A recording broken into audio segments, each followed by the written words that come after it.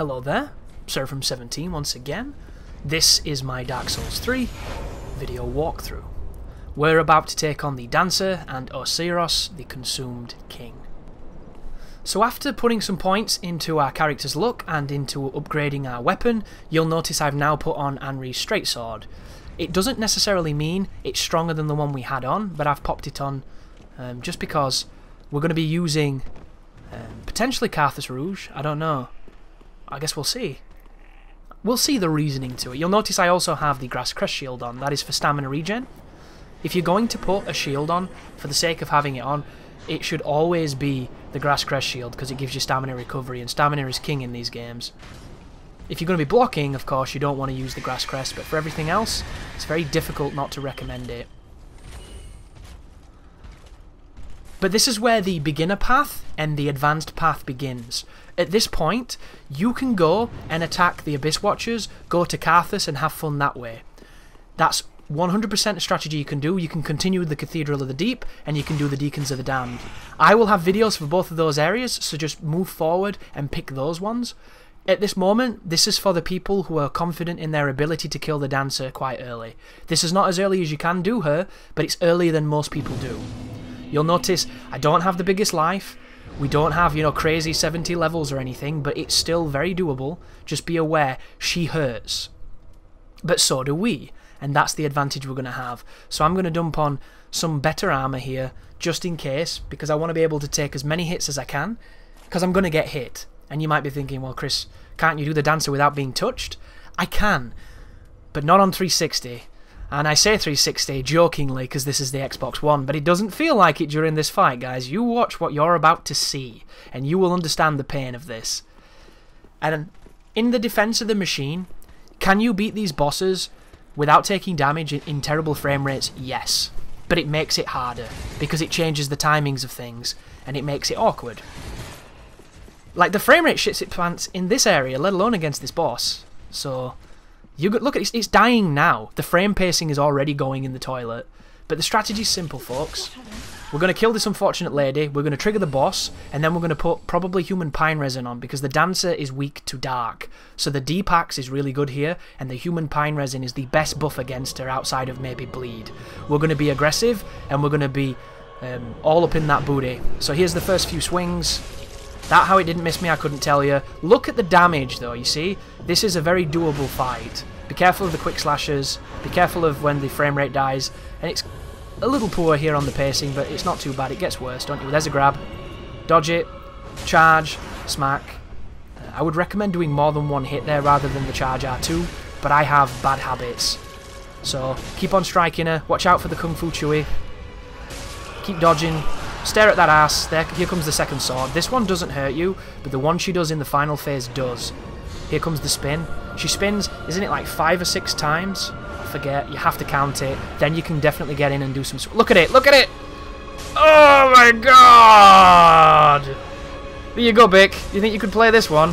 Oh, it's so bad. It's so bad. Look at it. Oh, it's better now. It's recovered. It's recovered. Whew. That was tough. Here she comes. Dodge those hits. The further into the fight you get, the more multi-hits she does, the more the frame rate dies. But every hit is 3 to 4 hits. If you can see it and you can take it on the chin and somehow survive, you're doing okay. Pop those flasks. Here comes the spin. So make sure you back up. Or if you're good at rolling, you can get behind her and do some good damage there. Get in. I'm not going to buff here. I'm just going to hit her. Look at it. She's going to do the sword thing, and this is where it knocks you back. And it does big damage. Look at the range on that. Is that not a little bit ridiculous? Pretty ridiculous. But as you see, guys, this is not a perfect fight. I'm getting tagged left and right, but it's still incredibly doable. So learn the Dancer, understand how she works, and you can come through and bum her, basically. And additionally, you'll notice I don't think there was a bloodstain on the ground. So this was straight up first attempt, which can be quite rare in these games against tricky bosses and terrible frame rate. You're also going to see me go into my menus to try and put all my soul items on, but I only have one. So I can't put the Mimic Head on, I can't put the Shield of Want on, I can't do any of that good stuff. But now she's dead, very close. We can get our life back, and now we have the ability to farm both chunks and large shards, which is very, very important. The problem is, this area is quite steep on the difficulty when you come here early, especially if you don't have a shield. I've got the Grasscrest shield on, but it's not a useful shield when it comes to stopping attacks. It's not a very good defensive shield in the grand scheme of PvE, because there's too many attacks you're going to be shielding, and eventually you're going to run out of life. But I'm going to skip all the enemies here, because I don't actually want to do this area. I just want to get to past Champion Gundyr and get to the Hornet Ring to see if I could get it super early. Turns out you can't, but I'll explain that when we get there. Skip these two dudes and hit this bonfire. I believe this guy killed me here, so you're going to see a crossfade after I hit this. So there you go. He killed me. You know, it happens. But we hit the bonfire. That's all that matters. There's my souls. There's the end of my humanity. And now we're going to be going for Oceiros, the Consumed King. So once again, guys, this is an advanced path. You don't have to be an amazing player to do this, but you have to understand what you're doing, because it's not the easiest thing either. Additionally, right now, you could kill this guy indefinitely, farm a ton of souls, get a ton of resources, and upgrade all your weapons to +9 if you wanted to. You don't have to, but you can. I'm not going to do that, I'm just going to tell you that you can do it. That's why we came here, to get these great resources. Of course, I'm using a weapon now that runs off of Twinkling Titanite, so it doesn't help me as much, but if I were to swap to something cool, that's not, you know, super overpowered for PvE, this would be the area to do it. But it appears we're going to be going back to Firelink, spending the Dancer's 60,000 souls, and then we're going to go back in on Oceiros, who... Oceiros is an easy boss, but he has a charge move that is complete RNG, and it's so fast and there's no telegraphing. It's instant, and the hurt box on it is just a moving train of doom. It is one of my least favourite attacks in the game, and you'll notice I've just dumped a ton of points into my vigour, because I know that Oceiros can do big damage, so the fight's going to be long against him too, because we don't quite have the amount of damage or the Karthus Rouge yet, which would make this so much easier. The good news is, he's kind of a bitch. When you get close to him, and you get him to that second phase, as long as you keep chasing him down, all he can do is the spin move, and you can dodge the spin move and keep hitting him in the balls. So it's a pretty standard fight.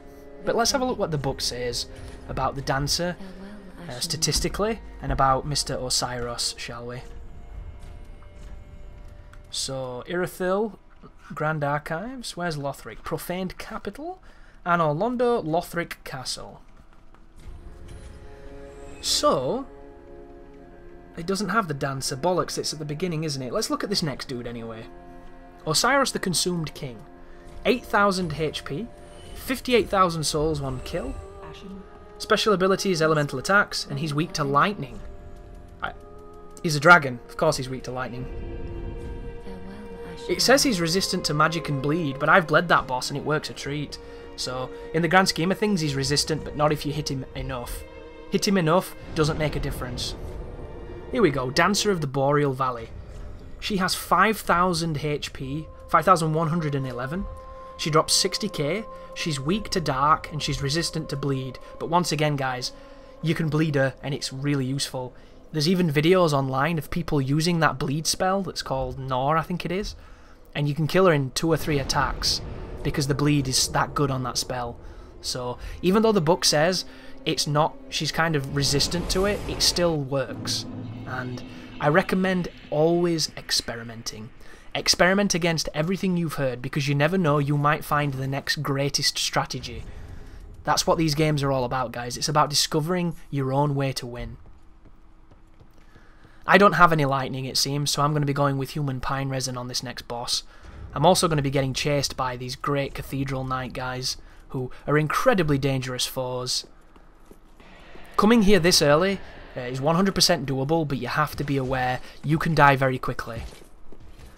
Anybody who wants to see people dying very quickly can watch my blind playthrough, where I never upgraded my HP, so I spent the entire game dying very quickly. Not an experience I would wish on my worst enemy, but an interesting video series it did make. So there's the Estus Shard, there's a quick chug. You don't need too many flasks for Oceiros unless he hits you a lot, and he's probably going to hit me a lot because he's one of those bosses that I don't think he's particularly difficult, he's just a nuisance. If you've got good damage, you will murder him. But I'm going to be skipping all these puss of men. I do not like this enemy type at all. Fire is so wonderfully good against them. It's just they go immune afterwards, go into an animation, and then you can't interrupt it, which is really annoying, but it's the game, guys. You've got to figure it out and get that shit conquered. There is a bonfire here to my right that you can get by going up that elevator and running up on those roofs and opening that doorway, but I never usually go for it because, not to sound too confident, I don't die that often on Oceiros. I believe I die on this one, so you're going to see a bloodstain, but normally I can generally get this guy on my first attempt because he's not a very traditionally difficult boss. It's just every time you say that, a boss takes a big steamy shit on your face. So here he comes. First thing you want to do is close distance, watch out for his moves, and kind of just start striking him. Watch his stomp. Don't get, you know, ridiculously close, but try and get in his balls if you can. Watch out for his swipes, and just start hitting him. You'll notice I'm not doing good damage. It's going to take a while, but the boss, once again, is incredibly predictable for the most, outside of that stupid lunge in the last phase. Here comes his crazy magic. Get out of the radius and try and hit his tail. Watch out for the jump, because he can bring the staff down. And then just keep close to him. You'll dodge most things just naturally. Everything you don't dodge naturally, do a quick roll. And just keep hitting him. You're going to hit him a lot, but he will die. And there's a couple of big hits. There's a stun. Went for a poke. This is his transformation. So he's holding an invisible baby at this point, and he's going to go all crazy dragon feral. So keep hitting him. Get them stuns. Hit that tail. Hit those legs. And chase him down. Do not let this guy get too far away from you. Watch out for his telegraph. There's his spin. Dodge the spin. Attack. Spin again. Dodge the spin. Like, that's all we're going to do here, guys. Nice and simple. Take it slow. Get those hits. Dodge that spin. Take it on the chin. Watch out for his manic claw attack that almost never hits you. And then just be aware that if he does do the instant dash, you'll never see it. It'll just hit you in the face. Just hit, strike, spin. Dodge the spin. Hit, hit. Watch what he does. Crazy combo. Smack him in the balls. Hit his elbows. Hit his kneecaps. Just keep hitting him. Hit him. Hit him. Watch him. Hit him. Simple stuff. If you get tons of dashes, this can be one of the worst bosses in the game, because he can just murder you. But if you get a dumb pattern like this one, you'll have wonderful success. See, that was, what was that? Whatever that was, halved my life. Pretty dangerous. I'm just going to go balls to the wall, though, to finish him off. And there you go. Put all your items to get extra souls if you've got them. And there goes another semi-advanced boss fight. But you saw that, guys. It isn't that difficult, it's just a boss that can go bad quickly. Anybody can do this once you've seen that boss a few times. If you're following this build precisely, wear what I'm wearing, use what I'm using, and you can have the same success. But now we can move forward and get the taunt, so we can go to Archdragon Peak, and that will enable us to buy resources, which is amazing, because it's one of the most powerful assets the game can give you. But before we do that, we have to kill one of these snake men, who's just going to be here all lost and on his Todd. I don't know how he got here from being so far away, but I think it's the game's way of showing you that this is associated to the Archdragon area. I think it's kind of a dynamic level design clue to where you're supposed to go. There's the taunt that gets us into the level, and this is the illusory wall that's going to lead us into the rather spooky Untended Graves. But pick up the Titanite scale, roll through that illusory wall, and let's hit this next bonfire and get on with the game, shall we? And if you're watching this and you're thinking I can't do this, no worries, dude. Go check the rest of the videos. You'll see me go up against the Abyss Watchers, try that path, try the Cathedral of the Deep, get a couple of levels under your belt, a little bit more comfortable with the controls, and then come back for these guys. The only reason we're doing this is to get the Hornet Ring for Pontiff. But that's the end of the video, guys. Thank you very much for watching, and as always, you take care now.